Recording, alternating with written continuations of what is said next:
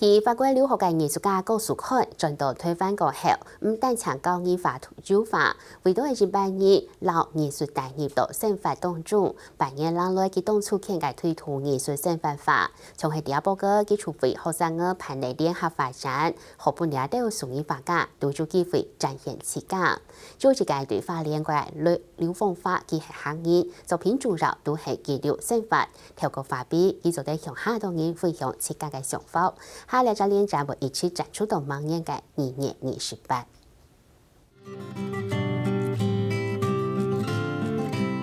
愛嘅老母孫3年內唔係花就係錯，也係劉豐華離開故鄉花蓮過後，等年兔媽來到台北這條路，新聞條度一對路卡最深嘅印象。我哋細都係住喺三合院，啊順條媽媽就有住喺九重閣案呢，啊呢看到呀就挺想念啊，就攞佢發出來。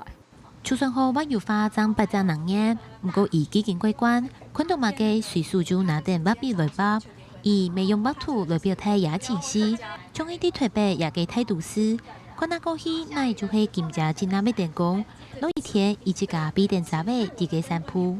真正他就係有乜嘅感受啊，我就會用個畫筆然後佢發出來安尼，當做係生活嘅記錄。他只是為了快樂而去畫畫，然後就是為了想要記錄自己一些心情。我覺得說借由這樣的一個展覽的一個狀態，然後大家可以分享。我想重要的是分享這個概念。按社會課堂變做展覽空間，藝術家高樹凱希望台灣未做地帶呢法國藝術沙龍嘅概念。我嘅美咧唔係正日嘅畫家看到嘅冇相同嘅風景，分享本韓國多年。下個新聞快劇場陳欣怡特別報道。